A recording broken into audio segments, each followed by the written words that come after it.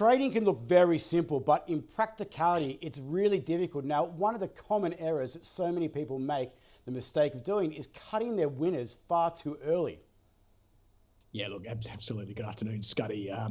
An old trading mentor of mine likened it to, well, I guess, this idea of cutting your losses early and making small profits, but then turning around on your next trade, holding on too long and making big losses. And he said it's a bit like eating like a Tweety bird and pooping like an elephant.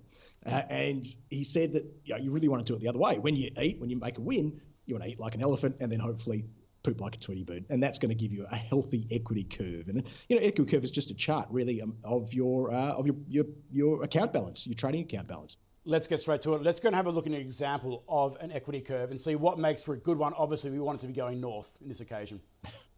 Yeah, look, I'm going to keep talking about bottom left, top right when I come on ausbiz, and look, the same thing is what you want to see here. And this is probably as good as you could get, Scuddy. I'm sure either of us would be very happy with an equity curve that looked like that. But it just illustrates this idea of, having wins, having big wins, and the frequency of the wins is far less important than the magnitude of the wins. You're going to have frequent losses along the way, but keep them small.